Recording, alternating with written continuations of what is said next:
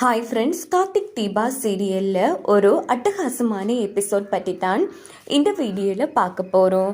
அதுக்கு முன்னாடி நம்ம சேனலை சப்ஸ்கிரைப் பண்ணாதவங்க கீழே இருக்கிற சப்ஸ்கிரைப் பட்டனை கிளிக் பண்ணிவிட்டு பக்கத்தில் இருக்கிற பெல் ஐக்கனையும் கிளிக் பண்ணிடுங்க. நம்ம கார்த்திக்கும் மயிலும் சேர்ந்து நேராக மாரியை அழைச்சிட்டு வராங்க. அப்போ மாரிக்கு அவங்க சக்தி மூலமாக நம்ம மாயா ரேவதி கதையை முடிக்கிறது தெரிய வருது. உடனே கார்த்திக்கிட்ட உங்கள் ஒய்ஃபுக்கு பிரச்சனை, அதனால் அவங்க இருக்கிற ரூம் பக்கம் யாரையும் போக வேணான்னு சொல்லுங்க அப்படின்னு போது என்ன ஆச்சு அப்படின்னு மயில் கேட்குறாங்க. அது என்ன ஏதுன்னு என்னால் தெளிவாக சொல்ல முடியல, ஆனால் யாரையும் அவங்க ரூமுக்கு அனுப்ப வேணாம் அப்படின்னதும் உடனே கார்த்திக் சாமுண்டீஸ்வரிக்கு ஃபோன் அடிக்கிறாங்க.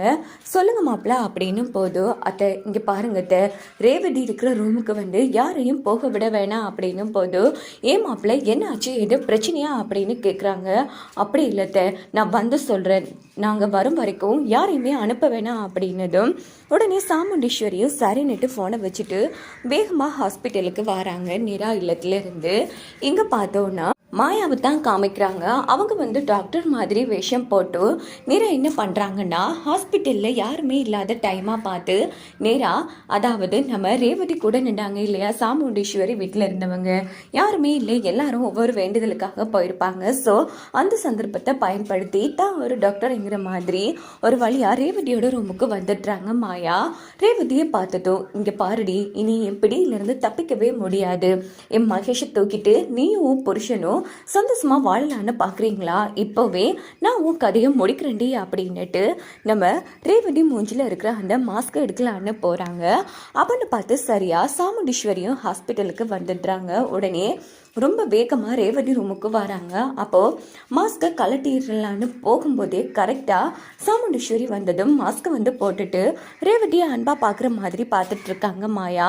ஏய் நீ யார், நீ இதுக்கு முதல் இங்கே வந்ததே இல்லையே, நீங்கள் யார் அப்படின்னு போது என்னம்மா இது, டாக்டர் தான் என்ன பார்க்க சொல்லி அனுப்பியிருந்தாரு, நானும் ஒரு டாக்டர் தான் அப்படின்னு மாயா சொன்னதும் இல்லை எனக்கு என்னமோ சந்தேகமாக இருக்குது, ஃபர்ஸ்ட் நீ உன் மூஞ்சில் இருக்கிற மாஸ்கை கலட்டு அப்படின்னு போது உடனே சாமுண்டீஸ்வரியை தள்ளி விட்டுட்டு மாயா எஸ்கேப் ஆகுறாங்க. அப்போ சாமுண்டீஸ்வரியும் துரத்திட்டு போறாங்க. உடனே மாஸ்க் கலண்டுறது பார்த்தா மாயா, இது பார்த்த சாமுண்டீஸ்வரியும் உன்னை நான் விடமாட்டேன் அப்படின்னு துரத்திட்டு போனதும் மாயாவும் அங்கிருந்து ஒரு வழியா எஸ்கேப் ஆயிடுறாங்க.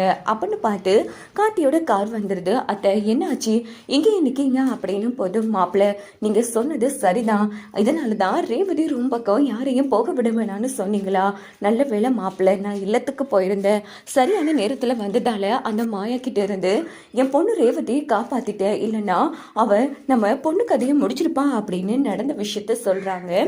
உடனே மயில் ஏப்பா இந்த மாயாவோட கதையை முதல்ல முடிக்கணும் அப்படின்னு போது சரி விடுங்கட்ட, எப்படியோ காப்பாத்தியாச்சுல, இவங்க தான் மாறி இவங்க தான் ரேவதிக்கு பிளட் டொனேட் பண்ண போகிறாங்க அப்படின்னது சரி மாப்பிள்ள குயிக்காக வாங்க அப்படின்னுட்டு நேராக மாரியை டாக்டருக்கு இன்ட்ரடியூஸ் பண்ணி வச்சதும் உடனே மாரியும் நேராக ரேவதிக்கு போய் பிளட் டொனேட் பண்ணிடுறாங்க.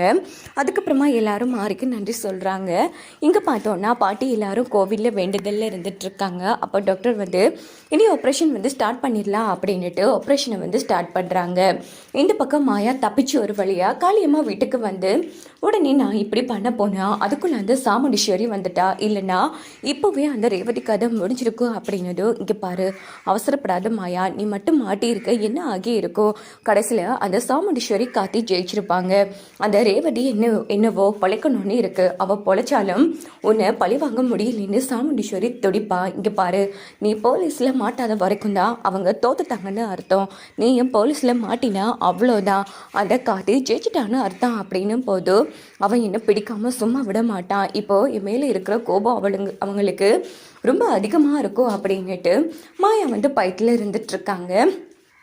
இந்த பக்கம் பார்த்தோன்னா நம்ம காட்டி நேராக கடவுள் முன்னாடி வேண்டிட்டு இருக்காங்க. இது வரைக்கும் நான் அவங்ககிட்ட எதுவுமே எனக்காக கேட்டதில்லை, முதல் தடவையாக கேட்குறேன், எப்படியாச்சும் ரேவதியை காப்பாத்திரு, ரேவதிக்கு நல்லபடியாக ஆப்ரேஷன் நடந்து அவன் நல்லபடியாக பழையபடி திரும்பி வரணும் அப்படின்னு அந்த இடத்துல வேண்டிட்டு இருக்காங்க. இன்னொரு பக்கம் பார்த்தோன்னா ஆப்ரேஷன் முடிஞ்சதும் கொஞ்சம் மணி நேரம் கழிச்சு டாக்டர் வெளியில் வராங்க. அந்த கடவுள் புண்ணியத்தில் அந்த பொண்ணுக்கு நல்லபடியாக ஆப்ரேஷன் நடந்து முடிஞ்சிருச்சு, உங்கள் யாரையும் வேண்டுதல் வீணாக போகலம்மா, எல்லாமே நல்லபடியாக முடிஞ்சிருச்சு அப்படின்னதும் கார்த்திக் சாமுண்டீஸ்வரி ரொம்ப சந்தோஷப்படுறாங்க. உடனே நம்ம கார்த்திக் வந்து பாட்டிக்கும் ராஜராஜனுக்கும் வந்து நேராக ஃபோன் போட்டு விஷயத்த சொன்னதும் அவங்களும் ரொம்ப சந்தோஷப்படுறாங்க. நம்ம ரேவதிக்கு ஆப்ரேஷன் நல்லபடியாக முடிஞ்சிருச்சாமா, அந்த அம்மை நம்மளை கைவிடலை அப்படின்னுட்டு பாட்டி எல்லாருமே கிளம்பி நேராக ஹாஸ்பிட்டலுக்கு வராங்க. இங்கே பார்த்தோம்னா டாக்டர் வந்து சரி அவங்கள டிஸ்டர்ப் பண்ணாமல் போய் பாருங்க அப்படின்னதும் சாமுண்டீஸ்வரி கார்த்திக் எல்லாருமே உள்ளே போகிறாங்க. பார்த்தோன்னா ரேவதி மெதுவாக கண் முழிக்க ஆரம்பிக்கிறாங்க. ஸோ எல்லாரும் ரொம்ப ஃபீல் பண்ணி அழுதுட்ருக்காங்க.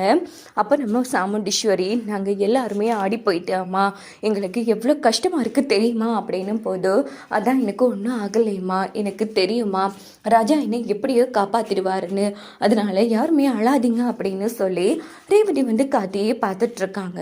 ரேவதி நீ ஓகே தானே அப்படின்னும் போது நீ இருக்கும் வரைக்கும் எனக்கு அப்படி என்ன பிரச்சனை வரப்போகுது, நீ தான் காப்பாற்றணும்னு எனக்கு தெரியுமே ராஜா அப்படின்னு சொல்லி ரேவதியும் அந்த இடத்துல சென்டிமெண்ட்டாக பேசிட்டு இருக்காங்க. அதுக்கப்புறமா பார்த்தோன்னா மறுநாள் காலையிலே வந்து ரேவதியை டிஸ்சார்ஜ் பண்ணி வீட்டுக்கு அழைச்சிட்டு வந்துடுறாங்க. ஸோ அங்கே வந்து ரேவதிக்கு அரத்தியெல்லாம் அடுத்து சாமுண்டீஸ்வரி உள்ளே கூட்டிகிட்டு வந்துடுறாங்க. மாப்பிள்ளை அதான் என் பொண்ணு நல்லபடியாக திரும்பி வந்துட்டால, இந்த மாயாவை சும்மா விடக்கூடாது, என் பொண்ணு இந்த மாதிரி சுச்சுவேஷனில் இருக்கும்போது கூட அந்த மாயா என் பொண்ணு கதையை முடிக்க வந்திருக்கானா, அவள் எப்படிப்பட்ட கொடுசூரியாக இருப்பா, விடக்கூடாது மாப்பிள்ளை, எவ்வளோ சீக்கிரம் அவளை கண்டுபிடிச்சி போலீஸில் ஒப்படைக்க முடியுமோ அவ்வளோ சீக்கிரம் அவளை போலீஸில் பிடிச்சி கொடுக்கணும் அப்படின்னும் போது ஆமாத்த என்னோட வேலையே அதுவாக தான் இருக்கும், நான் பார்த்துக்கிறேன், நீங்கள் எதை பற்றி யோசிக்காதீங்க அப்படின்னும் போது உடனே சாமுண்டீஸ்வரி ரொம்ப ஃபீல் பண்ணுறாங்க. எங்கே உனக்கு ஏதும் நடந்துருமோண்டு துடிச்சு போயிட்டோமா, நல்ல வேளை அந்த கடவுள் புண்ணியத்துலேயும் நம்ம மாப்பிள்ளையோட புத்திசாலித்தனத்தாலையும் நீ காப்பாற்றப்பட்டுட்டா அப்படின்னும் போது ரேவதி ரொம்ப சந்தோஷப்படுறாங்க. அதுக்கப்புறமா பார்த்தோன்னா கார்த்திக் வந்து சரி ரேவதி நீ ரொம்ப ஸ்டெயின் பண்ணிட்டு இருக்காத, போய் ரெஸ்ட் எடு அப்படின்னும் போது ரேவதியும் நேரம் அங்கேருந்து கிளம்பி ரெஸ்ட் எடுக்க போயிடுறாங்க. இங்கே பார்த்தோன்னா நம்ம கார்த்திக் போலீஸ்க்கு இன்ஃபார்ம் பண்ணுறாங்க. அந்த மாயா மறுபடியும் ஹாஸ்பிட்டலுக்கு என்னோடய ஒய்ஃப் கதையை முடிக்க வந்தாங்க சார், எவ்வளோ சீக்கிரம் வந்து என்கொயரி பண்ணி அவளை கண்டுபிடிக்க முடியுமோ பண்ணுங்க அப்படின்னது. கவலைப்படாதீங்க கார்த்திக், எங்கள் கண்ணிலேயே விரலை விட்டு ஆட்டிட்டு எங்கள் கண் முன்னாடியே எஸ்கேப் ஆகிட்டா, அவளை கண்டுபிடிக்கிறது தான் என்னோட முதல் வேலையே அப்படின்னுட்டு இன்ஸ்பெக்டரும் அந்த இடத்துல ஃபோனை வச்சிடுறாங்க. அன்றைக்கி நைட் ஆகுது. ஸோ இங்கே பார்த்தோன்னா கார்த்தி மொட்டை மாடியிலேருந்து யோசிச்சுட்ருக்காங்க. ரேவதி பண்ண குறும்புத்தனங்கள் எல்லாத்தையும் யோசிச்சுட்ருக்காங்க. உடனே நம்ம தீபா அபிராமி எல்லாம் தன்னை விட்டு போனது எல்லா இழப்புகளையும் யோசிச்சு ரொம்ப ஃபீல் பண்ணிகிட்ருக்காங்க. அப்படின்னு பார்த்து ரேவதி வராங்க.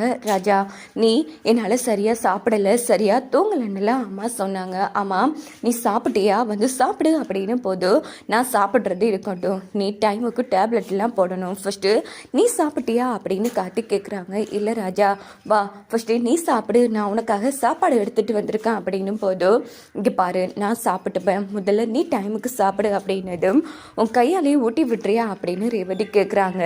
உடனே கார்த்திக் சரின்னு சொல்லிட்டு சாப்பாடை ஊட்டி விடுறாங்க. ரேவதியும் ரொம்ப ஹாப்பியாக வந்து சாப்பிட்டு முடிச்சிடுறாங்க.